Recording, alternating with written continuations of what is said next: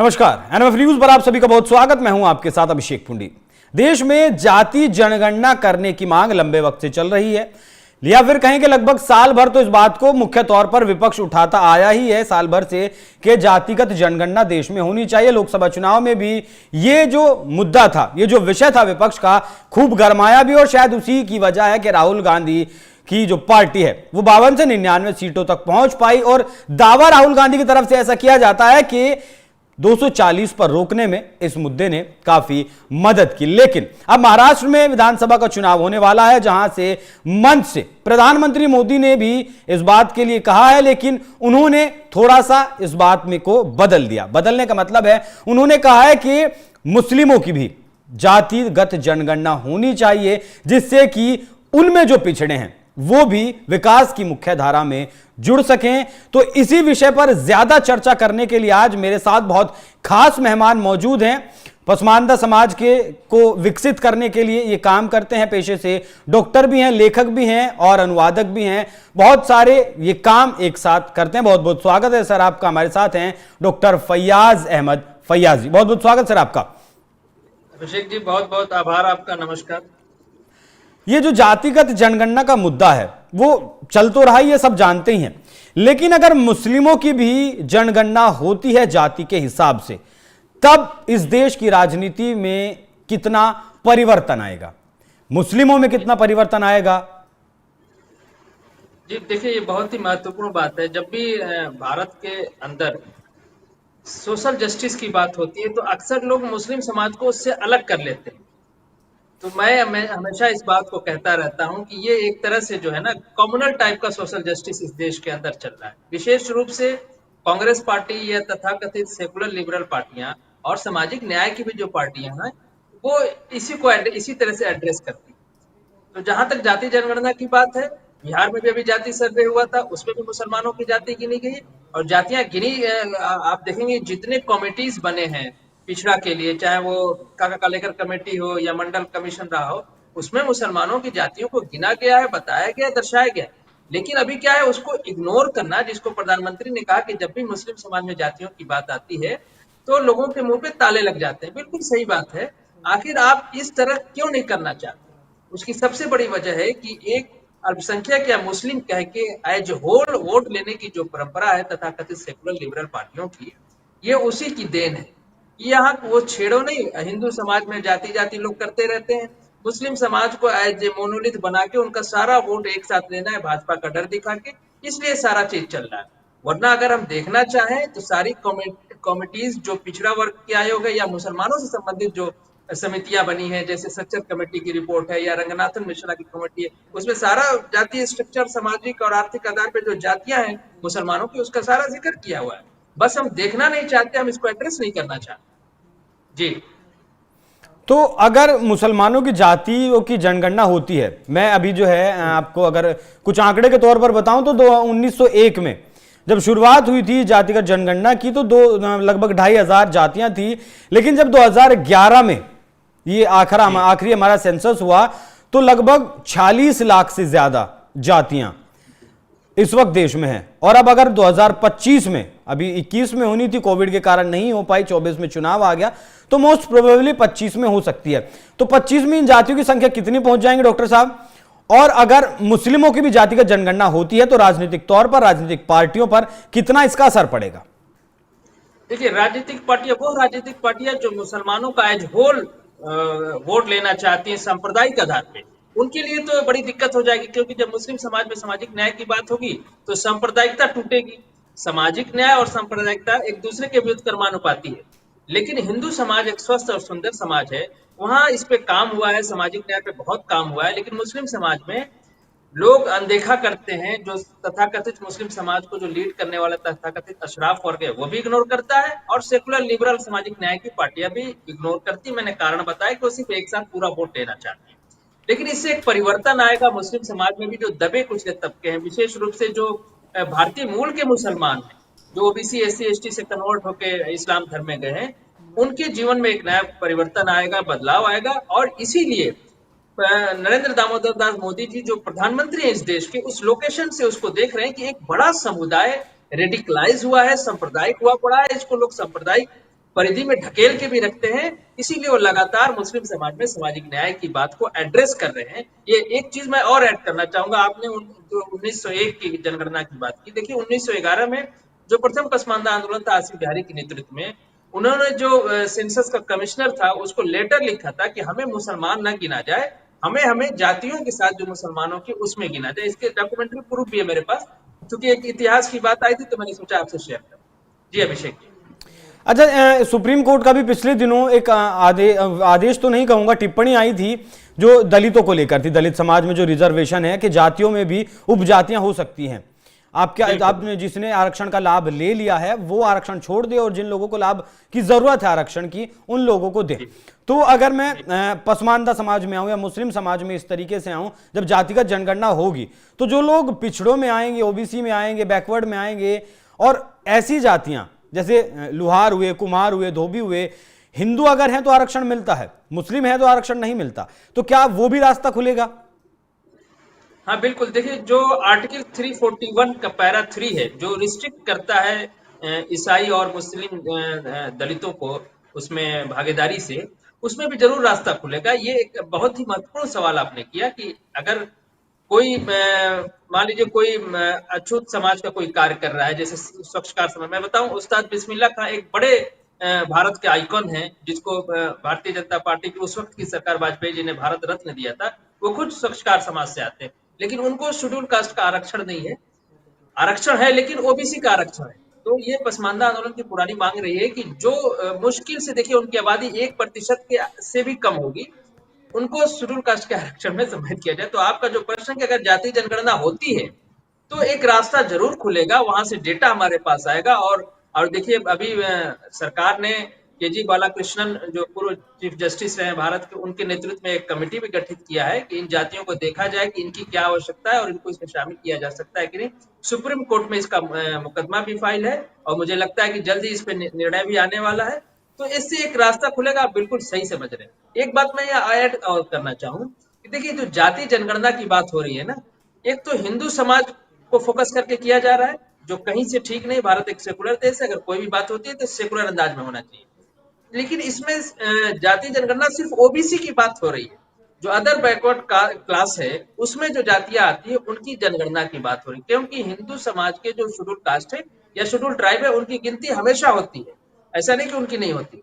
लेकिन मेरा ये इस पे वो है कि अगर जब तक ओबीसी की जब आप जनगणना करें तो उसमें मुस्लिम समुदाय के ओबीसी की जनगणना करें, लेकिन जब तक नहीं हो पा रही है, जो रूटीन में आप शेड्यूल कास्ट और शेड्यूल ट्राइब गिनते हैं, तो फिर अन्य धर्मों के शेड्यूल कास्ट और शेड्यूल ट्राइब को भी उसमें गिना जाना चाहिए। जब तक तो ये काम कर ही सकते हैं, यानी मुस्लिम धर्मावलंबी जो शेड्यूल कास्ट है शेड्यूल ट्राइब है उनकी गिनती भी की जा सकती है, जो नहीं होती है।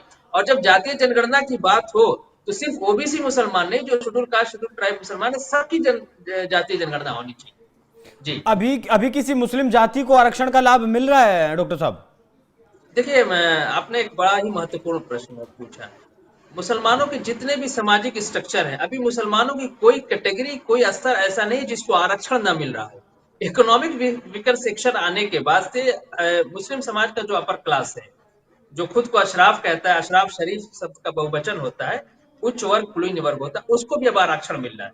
और मैं तो हमेशा कहता हूँ कि इकोनॉमिक वीकर सेक्शन आरक्षण का अगर एनालिसिस की जाए तो हिंदू सवर्ण से ज्यादा अशराफ मुसलमान इसका फायदा उठा रहे हैं, क्योंकि वो सऊदी में 20 लाख रुपए कमाते हैं, भारत में आके जो है 8 लाख से नीचे का सर्टिफिकेट बना लेते हैं।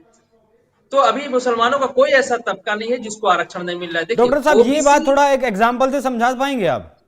कौन ईडब्ल्यूएस, सी बात? हाँ जी, ईडब्ल्यूएस हिंदू मैं स्वर्णों अपने से आसपास ज्यादा देखिए, मुस्लिमों को मिल रहा मैं है। समाज में रहता हूँ, अपने आसपास चीजों को देखता हूँ। मेरा अब तक का अपना है, इसलिए मैं कहता हूँ कि इस पे एक बड़े पैमाने पे सर्वे करके देखा जा सकता है, क्योंकि मैं अपने आसपास देखता हूँ कि इकोनॉमिक वीकर सेक्शन का फायदा अशराफ वर्ग बड़ी तेजी से उठा रहा है, क्योंकि वो शासक वर्ग है, चतुर है, उसको पता है कि कानून को कैसे तोड़ते मरोड़ते हैं, कैसे सर्टिफिकेट बनाते हैं। उसके लोग शासन में, प्रशासन में, जुडिशरी में है, वो आसानी से सर्टिफिकेट बना लेता है। हिंदू सवर्ण के साथ दिक्कत ये है कि एक तो वो थोड़ा सा ईमानदार टाइप का होता है, उसको लगता है कि जब हम नहीं आते हैं तो नहीं लेंगे। वो उस तरह से फायदा नहीं उठा पा रहा है जिस तरह से मुस्लिम समाज का upper class economic weaker section का फायदा उठा रहा है। ये मेरा अपना मेरा अपना जो ग्राउंड मानना लेवल है पे हम आपका लोग अपना? मानना भी, और मैंने देखा भी है। मैं आपको दसियों ऐसे नाम बता सकता हूँ जो उसमें नहीं आते और सर्टिफिकेट बना के जो है पर्सनल हो जाता है वो चीज, कौन किससे फायदा ले रहा है। ओबीसी में देखिए, ओबीसी का भी सर्टिफिकेट अशराफ और बड़ी आसानी से बना लेता है। फैयाज अहमद नाम लिखा है तो पता ही नहीं चलता है कि वो अपर क्लास है, लोअर क्लास है। और जब आरक्षण की बात होने लगी और इनको लगा कि नहीं हम पिछड़ जाएंगे, और न्याय पंचायत के चुनाव में ओबीसी के जब रिजर्वेशन मिलने लगा, तो अशराफ ने बड़ी तेजी से ओबीसी का सर्टिफिकेट बनाना शुरू किया। ओबीसी महिलाओं से शादी करना शुरू किया ताकि उनको महिला जो सीट आरक्षित हो वहां पे वो अपना फायदा उठा सके। तो ये पूरा चक्कर चल रहा है। मैं आपका आभार व्यक्त करूंगा एनएमएफ न्यूज का कि आप इस टॉपिक पे बात कर रहे हैं, वरना ये तो जो मुस्लिम समाज में सोशल जस्टिस है या पसमानदा मुद्दा है, बिल्कुल अछूत मुद्दा है, इस पे कोई बात नहीं करना चाहता हूँ। मैं अभिषेक जी आपका हाथ जोड़ के आभार व्यक्त करूंगा। तो ये इकोनॉमिक वीकर सेक्शन वाली जो बात आप कह रहे थे। दूसरी बात मैं बताऊं कि ओबीसी और एसटी में मुसलमान आते हैं, पसमानदा मुसलमान जिनको हम देसी मुसलमान कहते हैं। शेड्यूल कास्ट में नहीं आते, जिससे अभी हम लोगों ने चर्चा किया। लेकिन शेड्यूल कास्ट के अंदर जो जातियां जैसे धोबी है, नट है, गोरकन है, गोरकन उसको कहते हैं जो कबर खोदते हैं। कबर, गोर का मतलब ही कबर होता है। इस तरह की जो जातियां, उनको ओबीसी में मिलता है। ऐसा नहीं कि उनको आरक्षण नहीं मिल रहा है। हमारी ये मांग है कि उनको उचित कैटेगरी में समाहित किया जाए, शेड्यूल कास्ट की कैटेगरी में। तो मुसलमान कोई भारत में इस वक्त का कोई ऐसा मुसलमान नहीं जिसको आरक्षण नहीं मिल रहा है। ये एक बड़ी चीज है। एक चीज और इसमें कह के बात खत्म करूंगा।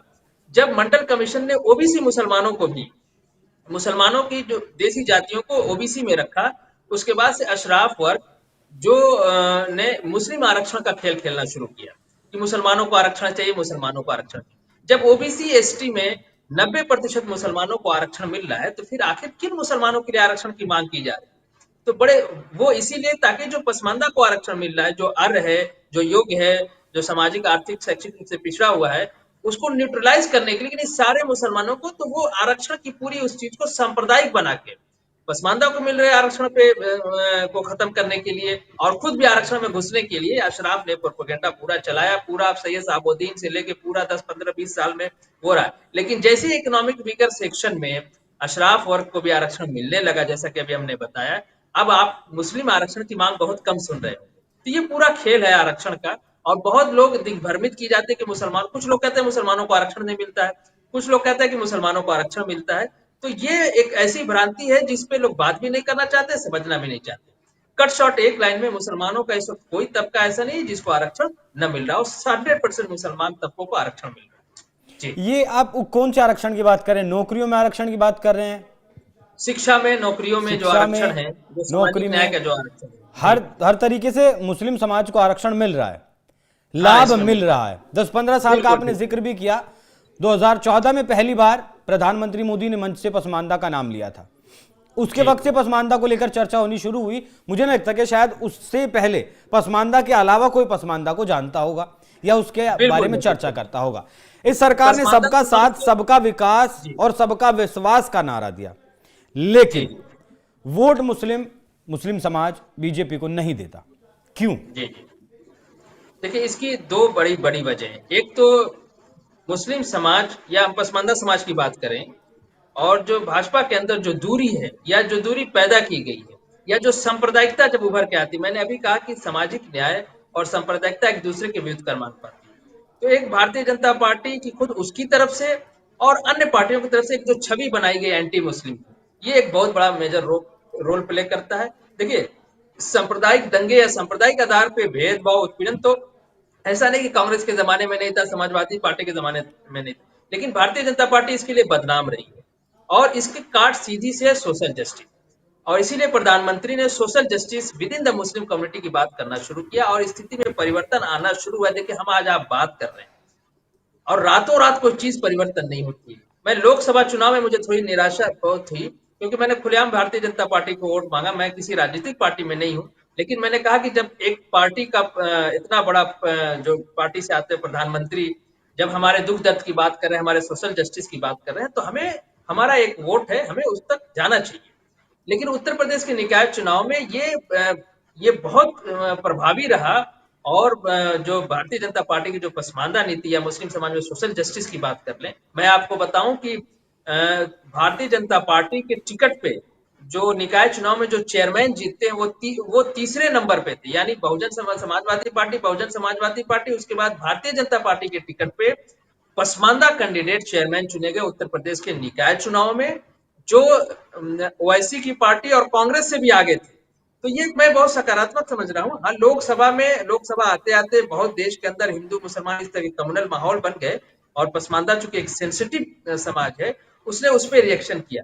लेकिन हमें अपने सामाजिक न्याय पर डटे रहना है, धीरे धीरे स्थिति में परिवर्तन आएगा। एक बात मैं और एक एक वक्त ऐसा था जब भारतीय जनता पार्टी को मनवादी पार्टी, ब्राह्मणों की पार्टी, ब्राह्मणवादी पार्टी कही जाती थी। लेकिन भारतीय जनता पार्टी में विशेष रूप से जब मोदी युग आया है, तो इन्होंने हिंदू समाज में सोशल जस्टिस को एड्रेस किया। न सिर्फ अपने संगठन में, बल्कि राज्य सरकार और केंद्र में बनने वाली सरकारों में ओबीसी, हिंदू समाज के ओबीसी एससी एसटी को जगह दिया। और आज देखिए कि स्थिति इतनी अच्छी कि केंद्र में इतने ओबीसी मंत्री कभी नहीं रहे जितने मोदी जी के शासनकाल में थे। तो वो एक मिथक टूटा कि भारतीय जनता पार्टी मनवादी पार्टी है, ब्राह्मणवादी पार्टी है। वैसे ही अगर भारतीय जनता पार्टी मुस्लिम समाज में सामाजिक न्याय को एड्रेस करती है, तो निश्चय स्थिति बदलेगी। देखिए, हम लोग आशान्वित लोग हैं और इस तरह की चीजें दिखाई भी दे रही। उत्तर प्रदेश सरकार में भागीदारी भी मिली। एक पसमानदा समाज से एक मंत्री जो है मुस्लिम नाम पे, वो पसमानदा समाज से आते हैं। और जो आयोग था उर्दू विभाग, उर्दू का और मदरसा बोर्ड, उसमें नियुक्ति की गई पसमानदा की, तो वो रिजल्ट उत्तर प्रदेश में दिखाई भी दिया। दिक्कत तब होती है जब सांप्रदायिक माहौल बनता है। देखिए, जब सांप्रदायिकता बढ़ेगी तो सोशल जस्टिस घटेगी। मेरा पूरा ये प्रयास है कि पसमानदा जो है, जिसकी एक पहचान मुसलमान की भी है, वो देखिए देश सेकुलर है। तो जब हम सामाजिक रूप से या राजनीतिक रूप से आगे बढ़ते हैं, तो हम अपने सामाजिक, आर्थिक, शैक्षिक पहचान के साथ आगे बढ़ना चाहिए, धार्मिक पहचान के साथ आगे नहीं बढ़ना चाहिए।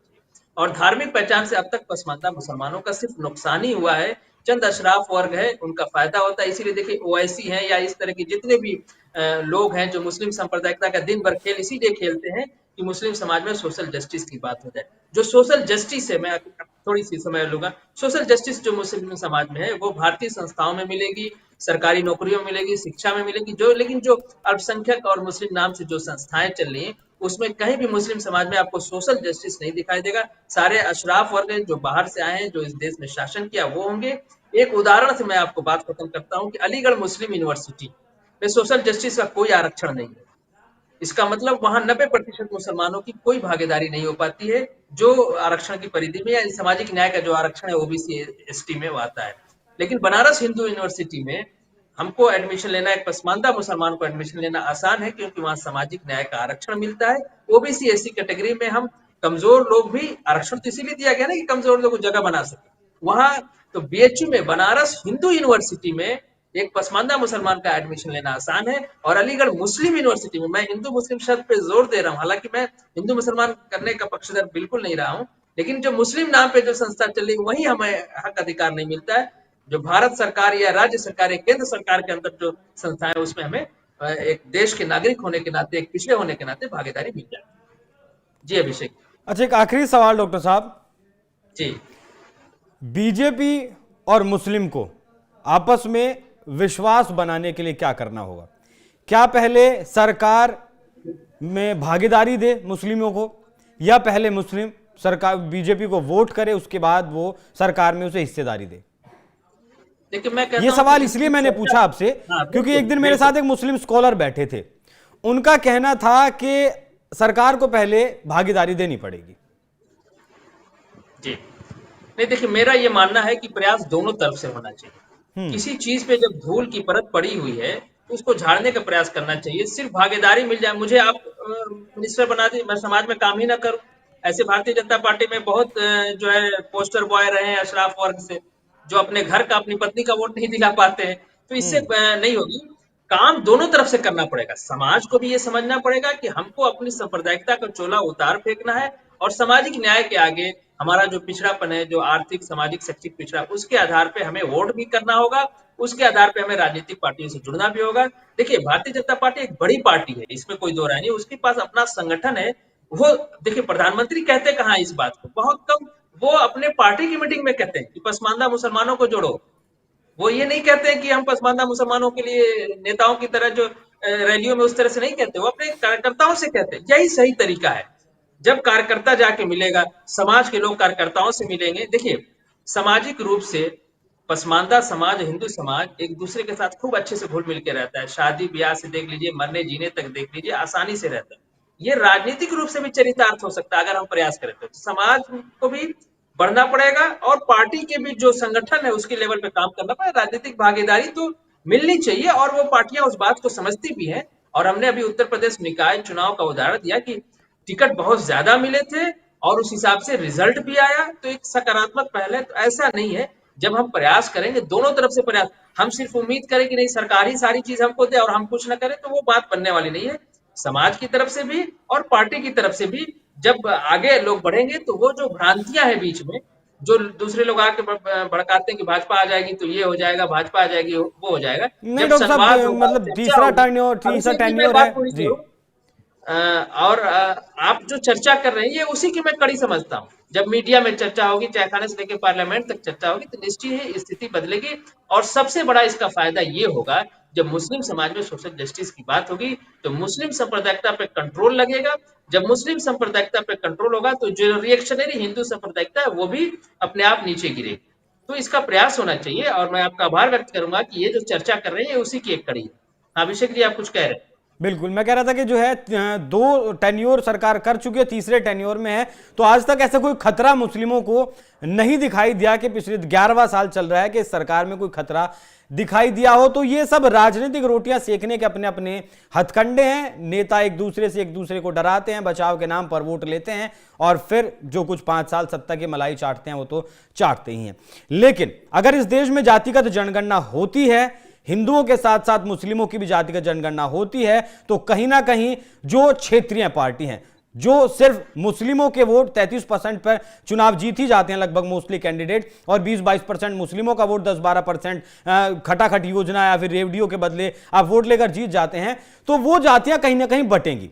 क्योंकि इसे एक एग्जाम्पल से समझ लीजिए, सुप्रीम कोर्ट का जब टिप्पणी आया दलितों को लेकर कि भैया जिसके पास आरक्षण है वो छोड़ दीजिए, जिसे जरूरत है उसे दे दीजिए। तो जब जातियों में ये लोग बटेंगे, हालांकि मुझे नहीं लगता कि राहुल गांधी इस बात को समझ पा रहे हैं, नहीं समझ पा रहे हैं, जब ये जातियों में बटेंगे तो कहीं ना कहीं राजनीतिक तौर पर भी बटेंगे, जिससे कि वो समझ पाएंगे उनका सोशल जस्टिस कहां है और किस तरीके से पसमानदा को अपना विकास करना है अशराफ वर्ग से अलग हटकर। तो डॉक्टर साहब, इस चर्चा में जुड़ने के लिए आपका बहुत बहुत धन्यवाद, आपने हमारे लिए वक्त निकाला। दर्शकों, बाकी चर्चा आपको कैसी लगी कमेंट कर जरूर बताइएगा, और साथ ही बताइएगा अगर कुछ और सवालात आपके दिलो दिमाग में है तो वो भी आप हम भेज सकते हैं, जिनसे हम डॉक्टर साहब से चर्चा कर सके। बहुत बहुत धन्यवाद डॉक्टर साहब।